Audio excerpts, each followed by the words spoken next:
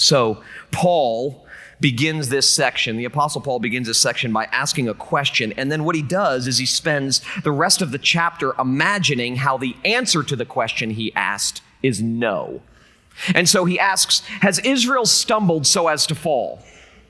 And he's just finished talking about the fact that his people, the people of Israel, the company of people to whom the rescuer was promised, have rejected the rescuer.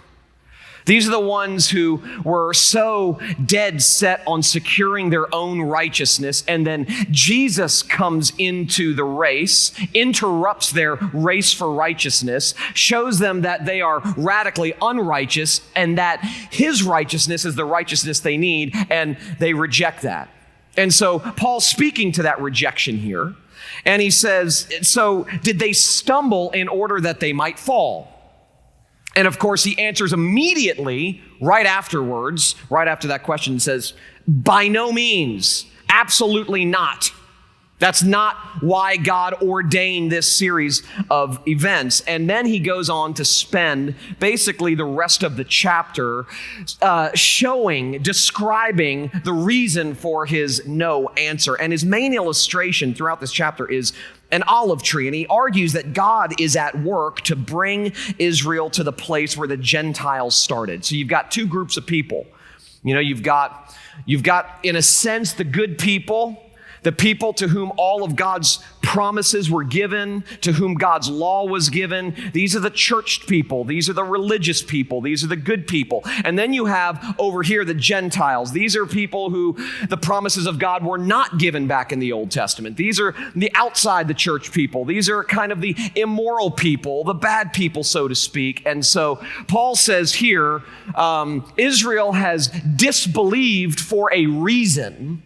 And then he goes on to explain what that reason is. And his main illustration, as I mentioned, is an olive tree. And he argues that God is at work to bring Israel to the place where the Gentiles started.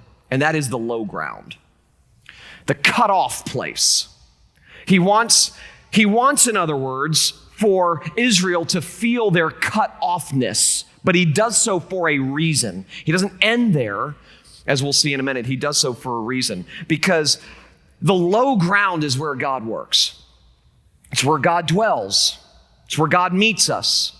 As I've said on numerous occasions, grace always runs downhill and it meets us at the bottom. It doesn't shout from the top, climb. It reaches us at the bottom and says, it is finished. It meets us in our desperation. It meets us in our guilt. It meets us in our overwhelmedness, but we will never, ever fully appreciate the radical grace that we have been given if we don't first realize how desperate we are. And so God is on a mission to make Israel, in this chapter, feel their desperation. Because until you feel your desperation, until you feel that you are at the absolute end of yourself, the end of your rope, there's no hope for you. As long as you are continuing to believe in your own rightness, in your own strength, in your own capacity, in your own ability, you'll never cry out like the Apostle Paul in Romans 7, "O wretched man that I am, who will rescue me from this body of death?" And as when we looked at Romans 7, it was God's law that put Paul in his place. It was the demands of God. It was Paul saying things like, I know what I need to do. I know the things I should think. I know the things that I should pursue. My problem is not that God's law is imperfect. It's perfect. It's holy. It's just. It's right. My problem is me. My problem is inside of me. I can't do it. I can't pull it off. And the things that I want to do, those are the things that I run away from. And the things that I do, those are the things that get me in trouble. And so what Paul is attempting to show here is that God's purpose in cutting off Israel is to graft them back in. So those are the two things I want to look at briefly this morning, that God's first word is a pruning word, and that God's final word is a grafting word. So let's just sort of unpack this a little bit. God's first word is a pruning word. Paul begins, and he says something interesting here. Seems almost kind of mean of God to do this, but he says that salvation came to the Gentiles, the outside the church people, the non-religious people, the people for whom God's promises were not given. Paul begins by saying that salvation came to the Gentiles in order to make Israel jealous. And you go, well, that's not even nice. Why would he do that? I mean, is it a nice thing to do? Is it virtuous to make someone feel jealous, to do something intentionally to make someone feel jealous? Well, this was Israel's problem, and it's our problem. It's our natural default mode. Israel thought that they had rights. They felt entitled. They were proud. They were the ones that God had selected. They were the ones that God met on Mount Sinai. They were the ones that God made all of his promises to. We look back in Romans chapter 9, and Paul says, these were specially blessed people. It was to them that God gave the law. It was to them that God gave the prophets. He didn't give that stuff to the Philistines. He didn't give that stuff to, the Amalekites. He specifically gave those special gifts to Israel. And as a result, they were proud. They became proud. They were self-righteous. They thought they had rights. They felt entitled. They operated as if there were two kinds of people, us and them. There were two categories of people, according to the Israelites in Paul's day, us and them. We're in, they're out. We are blessed, they are cursed. We are good, they are bad. We are deserving, they are undeserving. We are special, they are not. Now, we can't necessarily get our minds wrapped around the cultural context of that day, but does that not describe us? That's our default mode. It's my default mode anyway. There's us and them. Part of what enables us to press on and strain forward is this idea that we're better than somebody. Self-esteem is celebrated in our culture, and part of the fuel for self-esteem is this idea that we're better than somebody. It makes us feel alive when we can identify people who are worse than us. No matter what you've done or how bad you are, when you can identify someone who's worse, it makes you feel a little bit better about yourself. And you start actually thinking, okay, well, I may not be perfect, but I'm not like them. Remember the Pharisee praying in the temple courts? Oh God, thank you. Thank you for not making me like that. And then, of course, the sinner praying, beating his chest, saying, Lord, have mercy. Christ, have mercy. God, have mercy on me, a sinner. And Jesus says, which prayer does God hear? Which prayer? Is it the desperate prayer or is it the proud prayer? And it's just our default mode. It's our default mode to believe in ourselves, to trust in ourselves, to bank on ourselves. And so here, Paul's describing the Israelites, and he has back in his day. And just this idea that we're better than them. We're better than they are. But when God showered his favor on the Gentiles, he leveled the playing field. He said, okay, I'm going to invite the riffraff in. If you won't hear me, they will.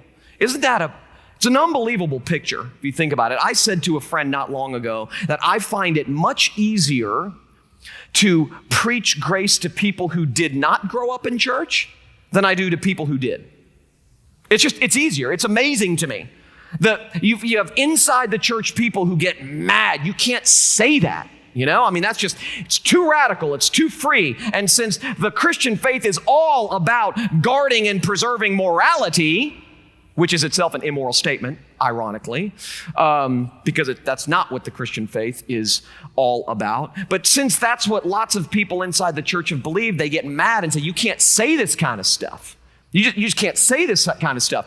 The same thing can be said to someone outside the church, at least people I've talked to, and they weep. They literally weep. Weep and go, is this too good to be true? Is it actually true that my sins can be forgiven? That my guilt can be atoned for? That I don't have to bear shame any longer because of the righteous work of another on my behalf? Is it really true that there is nothing that can separate me from God's love? But you don't know what I've done. God does. You don't know what I've said. God does. You have no idea what you're talking about. God does. And he meets our sin with his forgiveness 70 times 7. Well, I say that kind of stuff to, people outside the church and invite them to believe, and they weep. You say that same kind of thing to people inside the church oftentimes, and they rage. They rage. Always pushback. Always. Not always, but lots of the time. And so here we have this unbelievable picture. God is promiscuous in his distribution of love and grace and invites the riffraff in. And what does it do to the people inside? They get jealous. Wait a second, you're ruining our whole system here. I've been living my life believing, trusting, banking on the fact that I'm better than them, that we are better than them. And now you're leveling the playing field by giving them the same rights and privileges and invitation that you've given us. Who are we anymore if we're not better than them? It's amazing how quickly we can build our identity on being better than someone. It's amazing how we don't maybe think about it consciously that way, but it's amazing how quickly I can actually build my sense of worth on my own by looking at someone who I think is lower than me in one way, shape, or form. Well, we do that all the time. We're constantly comparing ourselves to one another. Why do we do that? We do that because we're trying desperately to secure our own rightness, as we saw 2 weeks ago. And now, if your rightness, if your righteousness is something that you have to achieve, well, this makes sense. Because now, God invites the riffraff inside, and the people inside are like, hold on a second. We deserve to be here. They don't. And so Paul says, it made them jealous. God made them jealous. By inviting people in, by inviting the bad people in, by inviting the non-religious people in. God made them jealous, and the stiffs got upset about this. Wait a second. Hold on a minute. It's amazing to me how this stuff still happens inside the church. It still happens inside the church. And so Paul is saying, God did this to make Israel jealous. Not just to leave them in their jealousy. He did this to make them jealous for a reason, as we'll see in a minute. It's amazing to me. God uses a variety of different things to knock us off our high horse so that we come to terms with our smallness and need. Variety of different things. We've all experienced it. Charles Spurgeon's famous line that omnipotence has servants everywhere is appropriate here. So in this particular case, jealousy is being used by God to accomplish a great end. God is harnessing jealousy to do something freeing and liberating for the Israelites. I at Liberate 2013, so not this past year, but the year before, in my talk, I made a distinction between big L law and little L law. And for those of you who weren't here, which I'm assuming many were not, let me just explain what I meant by that. Big L law comes from God. Okay, it's what we typically mean when we talk about God's law. It's, it's outlined in the 10 Commandments. It's summarized by Jesus in the Sermon on the Mount to love the Lord your God with all of your heart, mind, soul, and strength, and to love your neighbor as yourself. Little L law is something that's different. Little L law, or law with a small l, is any internal voice of judgment. And we all hear this voice, any internal voice of judgment, that nagging sense that it's up to you, or that you're not measuring up. And when we think about little L law, the one that plagues us regularly, even if you give no consideration at all to big L law, what God says doesn't matter to you. 10 Commandments, who cares? Sermon on the Mount, who cares? Love the Lord your God with all of your heart, mind, soul, and strength, and your neighbor as yourself. I don't even believe in this stuff. Okay, maybe that's you. Well, little L law is much harder to escape. We all feel it as a result of being human. We all feel it, we all experience it, we all sense it as a result of simply being broken people living in a broken world with other broken people. And this is how we experience it. The musts of life are so many, and every single one of us feel their force. I mean, think about a neighbor's new car can communicate to you, I'm not measuring up. Something as small as that. Just something good happens to someone else and it makes you feel small and unaccomplished. A beautiful person, as I've mentioned before, a beautiful person. Just a beautiful person can make, without that person opening their mouth, can make you feel like you're not measuring up. The success of your coworker, whatever the case may be. I mean, we all experience the musts of life, these things that communicate you're not measuring up. You better get to it. You better do more, and you better try harder because you're falling behind. I mean, if you have a son or a daughter that's going off the deep end or giving you a hard time, well, and your friends have a son or a daughter the same age and they graduated at the top of their class and they're doing remarkably well and, they're off to college and they love Jesus and all of that stuff, that reality in and of itself can feel like judgment on you. What did we do wrong? I mean, what could we have done differently?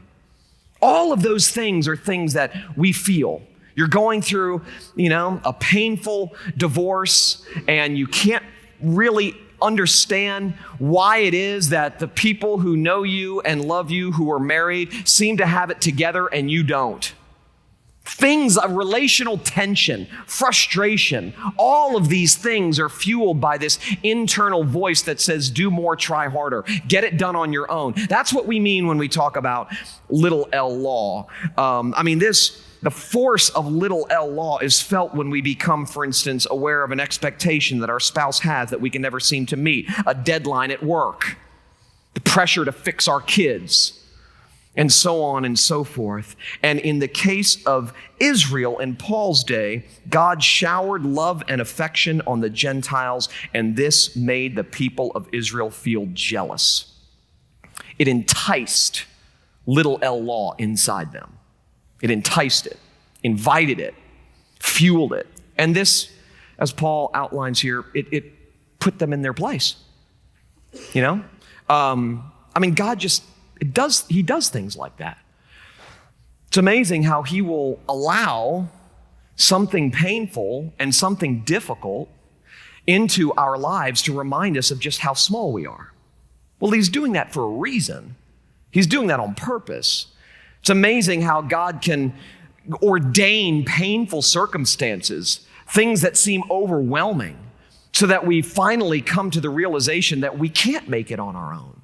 We can't pull this off. God never, ever promised an easy life. In fact, an easy life might be the most dangerous thing that could ever happen to us. A good, easy, somewhat pain-free, relational tension-free life where things come easy and things feel easy.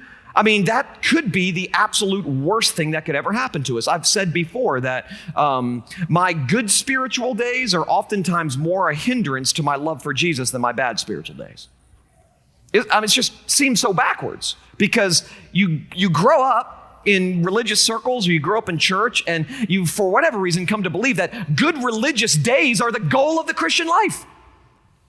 And I don't know about you, but it's not that we try to have bad days. I'm not saying that, neither is Paul in Romans 6. So are you saying that we should go out and sin more so that grace may abound? Of course not, Paul says. That's not what he says. He's simply stating a fact. It's just a fact. It's not an invitation. Go out and sin more so that grace may abound. It's an invitation. And he says right after that, by no means. That's not what I'm saying. What he is saying is it's a fact. Think about it. On your good days when you feel strong, you might take a moment or two in the quietness of your own heart, in your own mind to go, God, thank you. This is a great day. But you're a sinner. And what that means is you will take something good and you will very quickly begin to use it as a way to bolster yourself. Okay, so I won't get into the details of this because they are quite lame, but there was a minor dust-up, a little kerfuffle, a brouhaha, a melee, if you will, that was brewing a couple weeks ago between me and a couple of people out there, all right, out there, the out there people. And as a result, things were said, privately, publicly, blah, blah, blah. And I was just, I was ready to go, man, ready to go. And then a week went by, and I'm talking to some friends, and I'm going, I just kind of feel bad about some of the things that I said. And I wish I didn't say some of those things now. And so I wrote a letter, kind of apologizing, hoping it would entice them to apologize. No, I wrote a letter. I wrote a letter confessing sins that I did not commit. No, I'm just kidding. I wrote a letter apologizing. I cried as I wrote it, literally. Felt phenomenal to write it. It's like Jesus was saying, stand down. Just stand down. I got this, all right? You don't need to fight for yourself. It's what I do. You don't need to defend yourself. You are unburdened of the pressure to defend yourself. I don't care what kind of injustice you have or will experience. Let me fight for you. I already have, and I promise I'll do it again. And so I write this thing, and I'm crying as I write it. It feels like a ton of bricks is being lifted off my shoulders. And I'm actually, for even just a few moments, believing what I actually preach. Believing it. Because Jesus won for me, I'm free to lose. And no sooner did I publish that thing, and it went, everyone's paying attention to this little brouhaha. An hour went by. An hour. I started feeling proud of myself. It was unbelievable. Unbelievable. It was like, you really did a good thing, You stood up. You were a man. You did the right thing. You took the high road. Good for you. Good job. Great job. You heaped burning coals on their heads, Who doesn't love doing that from time to time? Literally. And I'm going, hold on a second. This is how twisted our hearts are. Yours too, by the way, okay? This is how twisted our hearts are. Even when we do something good, we begin to believe that we are good. And believing that we are good is the worst thing that can happen to us. So that's what I mean when I say, are not our good spiritual days sometimes a greater hindrance to love for Jesus than our bad spiritual days? I don't know about you, but I have felt closest to Jesus when I've been feeling the weakest, the most desperate. Well, that's the goal. I've told that story before about that pastor who on his deathbed said to his wife, I'm absolutely certain, this is the sort of just ironic, I'm absolutely certain that I'm going to heaven because I cannot remember one good work I've ever done. Isn't that just so counterintuitive? What he meant by that was, I know that nothing in my hand I bring, simply to thy cross I cling. Naked come to him for dress. Foul I to the fountain fly. That's what he was saying. Not that he didn't do anything that helped people or that, God wasn't pleased with the things that he did or anything like that. It was just this idea that even the good works I did needed something in them to be pardoned, and there is a pardoner. And that's how I'm getting in. Well, God does things like that. He brings us low in order to set us high. When we start feeling proud or believing that we're not desperate or that we can make it on our own or that we're strong or whatever, God uses a variety of different laws to make us cry to him for help. When things don't go according to plan, when we face insurmountable odds, intense disappointments, it's at those moments that we are readied and riped by God's pruning to set us free. And that's what God's doing here with Israel. He invites the riffraff in to make them jealous, to entice jealousy even, to entice it, to make them feel unimportant, small, non-special. But he does it for a reason, and this is God's final word. If his first word is a pruning word, his final word is a grafting word. And this is good news for all of us. God brings Israel low to accomplish two things that Paul makes clear here. To extend salvation to the Gentiles, unbelievable, to the ends of the earth. And then, amazingly, to save Israel. So look at verse 32. This really is the turning point. Verse 32 of chapter 11. Paul writes, "For God has consigned all to disobedience, brought them low, showed them their sin. God has consigned all to disobedience that he may have mercy on all." What a beautiful verse. God's first word is not his final word. God's first act is not his final act on behalf of sinners. And so he says that God brings Israel low to save Israel. God doesn't use his liberal love of the Gentiles to get Israel jealous for no reason. He does it for a reason. And verse 32 sums up God's two words incredibly. First, God has consigned all men to disobedience. He cuts them down to size. And you know this to be true. We get this from Paul's words in Romans 7. The words that we all feel. I can't do it. I want to, but I can't. And the very things I know I should not do, those are the things that I do. Who in this room has not felt consigned to disobedience? Consigned to it. I can't make it. I can't do the right thing. And the interesting thing is, there are two different kinds of people. There are the kinds of people who go, I've never been able to keep a rule in my life. That's like me, all right? And then there are people like you who are like, I've kept every rule I've ever been given. You know, I've dotted every I, I've crossed every T. Well, who's in a better spot? We're both in bad spots. Rule breakers go to hell, okay? So I'm in trouble. Rule keepers are proud. Which consigns them to hell? Well, they're in trouble too. We're all in trouble. I mean, literally, you go back to Romans chapter 3, and what does Paul say? I mean, everyone's in trouble. I mean, religious people, non-religious people, rule breakers, rule keepers, moral people, immoral people, all have sinned and fallen short of the glory of God. No one's in a good spot with God. No one. There was one who was in a good spot with God. One who came and took care of the problem for all of us who were in a bad spot with God.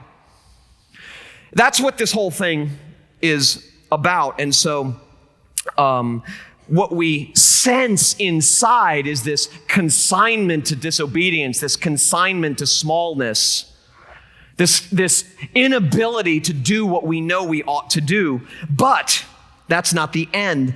That's just the bad news that gets totally overwhelmed by the good news.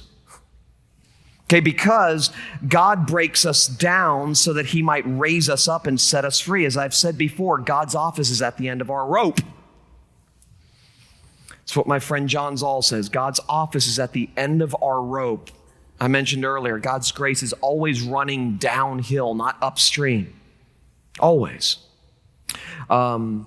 And God prunes the Israelites from the tree of his family so that they join the Gentiles lying in the brush heap on the ground. And that's when God gets down to his real work. That's when, in Job, when Job, who's this righteous, Job chapter 1, verses 1 to 5, explain Job to be a righteous man, a rich man, a man of great reputation, a moral man, a religious man, all of these things. And then God allows great tragedy and suffering to take place in Job's life, where he basically takes everything away. His health, his wealth, his family, even his friends. And Job feels alone, defeated, depleted, absolutely desperate and despairing, going back and forth with God, trying to figure out why this has happened to me. Why has this happened to me? God never, by the way, tells him, never. Get to the end of the book, God never, ever explained to him why he went through what he went through. It's ironic to me that, explanations are a substitute for trust. That's why God doesn't always give them to us. I mean, that's why he just doesn't always give us the answers to our questions. Because, and explanations, if God would have explained to Job, well, this is what happened. You see, the devil came to me and he wanted to test you and I wanted to vindicate me and I wanted to show him that you're the real deal. And so I let him do these things, blah, blah, blah. Would that have brought Job's family back? We oftentimes want an explanation for what we're experiencing from God, from others, because underneath our desire for an explanation is this false idea that an explanation will relieve the pain. Explanations don't have the power to relieve pain and set us free. And so Job experiences all of this stuff, and then he gets to the end. And what does he say? I love this verse. What does he say? He says, "Before my ears had heard of you, but now my eyes have seen you." How does someone go from hearing to seeing? Desperation. There's no way. There's no way. Whenever I hear religious people fighting about the need to sort of tame the radicality of God's love and grace or to rein it in because morality is the end goal, and I don't believe that preaching that stuff will make people moral. That stuff won't keep my kid from smoking weed, so don't say it, okay? Whenever I hear that, the first thought that goes through my mind? First thought that goes through my mind, instant diagnosis happens. And I go, the person hasn't suffered yet. They haven't been brought so low to where they finally see that the only way out is up. It hasn't happened yet. Do it gently, God, in their lives, but do it. Because what we find throughout the Bible, what we find here, what we find in Job and in many other places is that you can't go from hearing to seeing, from the gospel being a theological category to a functional lifeline. You can't go from here to there unless you have experienced some significant smallness in your life. Brokenness, desperation. I love the way God is building this church. Every time we do a new members class, every single time we do a new members class, even though the testimonies are unique because everyone's got their own unique story, they all have one thread that runs through all of them. Every single one of them. It's unbelievable. And I came to the end of myself. I came to the end of myself. I mean, God is building this church with losers. Congratulations, all right? And the reason he's building this church with losers is because your pastor is a loser, all right? But the good news is that God is doing something. He's gathering people, riffraff, broken, desperate, conscious of their need for grace kinds of people. Because that's where God works. It's where God does his best work. He's building a church of seers, not just hearers. People who can honestly go, I can't pull this off. So Jesus, thank you. Okay, we're going to get to this in just a second, Paul's reaction to all of this. But, this is the good news for sinners. God only has mercy on the disobedient. He only resurrects the dead. He only gardens with branches that have been cut off. He doesn't have anything to do with the obedient or the living or the thriving plants because there aren't any. There are some who think they are. But before God and his demand for perfection, there are none. And so he only works with weak people because weak people are all that there are. Christianity is not about gathering up good people and excluding bad people for the simple reason that there aren't any good people. And in America, the church has got it wrong. It's not about gathering up good people. It's not about a good person telling other good people how to be better. That's not what this whole thing is about. The fact of the matter is, Christianity is not about gathering up good people and excluding bad people for the simple reason that there aren't any good people, because God isn't in the rehabilitation business. He's in the resurrection business. There's a big difference between those two things. Now, that doesn't mean that when you're resurrected, things happen, okay? I'm a different person, at least on the outside, than I was 20 years ago when God saved me. But none of us can claim before God that we are all that different on the inside. You still get angry. You still get jealous. You still become bitter. You still say things you shouldn't say. And even if you've disciplined yourself not to say it, which is a good thing, you still feel it, which is a bad thing. Okay? I mean, if you are sin-free, that's fine. But you're not, I'm not, we're not. And as a result, we can take great hope in the fact that God's primary work is not rehabilitation, it's resurrection. It's resurrection, that mercy is his heart. It is who he is. So it's good news that you can lose your way. The rest of this chapter regarding Israel is a great testimony to the fact that it's good news that you can lose your way and still be found. Nobody is too lost for God. Nobody, listen to me, nobody is too lost for God. It's amazing. He's the great hound of heaven. We talk a lot about seekers. Back in the 90s, it was popular to start seeker-friendly churches. I get it. Don't put unnecessary Christianese before people who've never grown up in church. I love that. I believe that. That's the kind of church I want us to continue to be. But it kind of missed the point that we're not seeking God. None of us seek God, Romans chapter 3 says. I mean, we may seek the benefits that only God can give us, but we're not seeking God.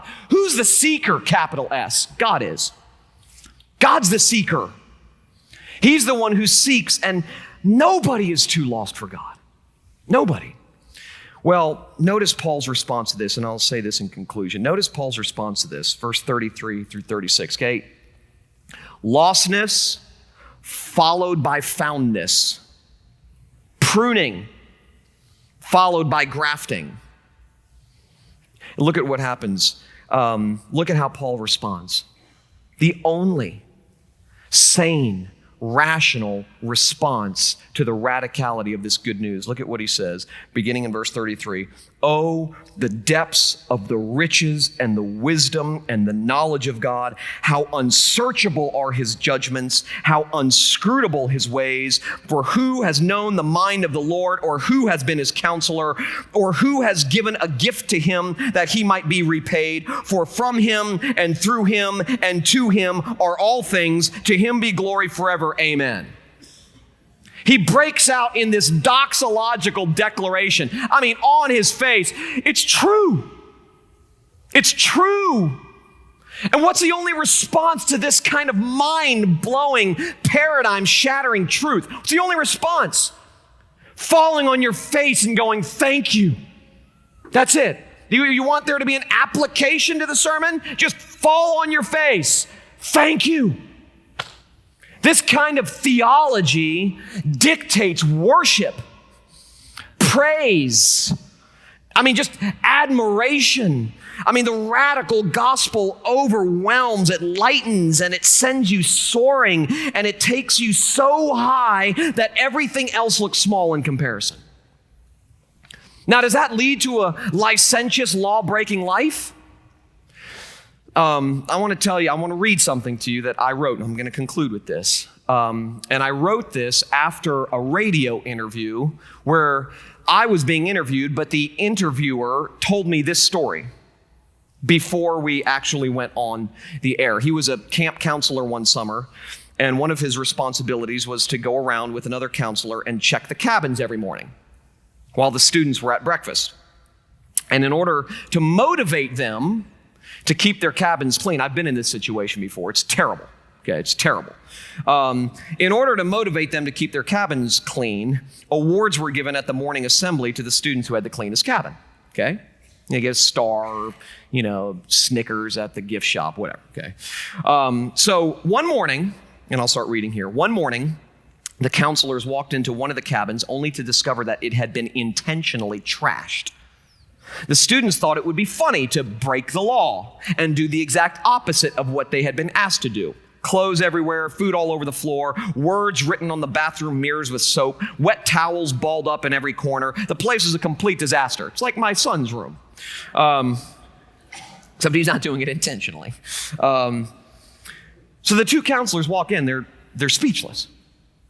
I mean, they're just, it totally trashed. And the one looked at the other and asked, "What should we do?" And after pausing for a moment, the guy who was interviewing me finally answered, "Let's clean it up." And his buddy looked at him like he was crazy. "Clean it up? Are you kidding? These punks need to be punished. I'm not cleaning up their mess." The other one said, "Well, I'm going to clean it up, and by the time I'm done with it, these kids will win the award today for the cleanest cabin." After some moaning and groaning, his buddy finally decided to help him. They cleaned the whole cabin while the students were at breakfast. They picked up and folded all the clothes, scrubbed all the soap off the bathroom mirrors, vacuumed up all the food, made all the beds, hung all the wet towels up to dry on the clothesline right outside the cabin. Then they left without saying a word to anyone. Not a word. When the students came back from breakfast thinking they had pulled off a great prank, they couldn't believe their eyes. They were the ones who were now speechless. They initially thought they were now going to be in double trouble. They sheepishly made their way to the morning assembly. When the award for the cleanest cabin was announced and they won, they couldn't believe it. Instead of being punished, they were rewarded. They all found the two counselors who had cleaned up their wrecked room and begged for forgiveness. And according to the guy who was interviewing me, those boys kept the cleanest cabin for the rest of the week. What those boys experienced was what theologians call double imputation. Not only did someone else bear their punishment, having to clean up the miserable mess they made, but they were rewarded for someone else's righteousness. As my friend Scotty Smith recently said, the gospel isn't merely the absence of all condemnation, it's also the fullness of God's delight lavished on us in Christ. And notice, and this is how this ties into Paul's reaction here, notice the result of this irrational act of grace toward these boys was not worse behavior. It was sorrow, transformation, conviction, and appreciation. These punks, in other words, were punked by grace, and they would never forget it. Okay? Well, this is the irony. See, many fear that grace-delivered, blood-bought freedom will result in loveless license. But is this story and your life testify and illustrate redeeming, unconditional love alone? Not law, not fear, not punishment, not guilt, not shame. Redeeming, unconditional love alone carries the power to compel heartfelt loyalty to the one who gave us and continues to give us what we don't deserve. So, this gospel declaration of Paul regarding the Israelites, regarding sinners like you and me, compels heartfelt loyalty. How can he do this for me? Is God blind? Does he not see into my heart? Does he not see what I've done? Does he not look into my past? Has he not looked into my future? Does he not only see what I have done? Does he not see what I will do? Tonight? Tomorrow? I mean, things I'm already planning to do? Does he not see that stuff? How can this love be? It doesn't make sense to us because we think in conditional categories in this worldly categories, but the good news is this love is not from this world. It's otherworldly. It breaks into our conditional categories and announces something so mind-blowing, so radical, that the only proper response is worship. To him be the glory forever and ever and ever for this love that he's bestowed on me that not only did I not deserve, I could not have earned. Amen.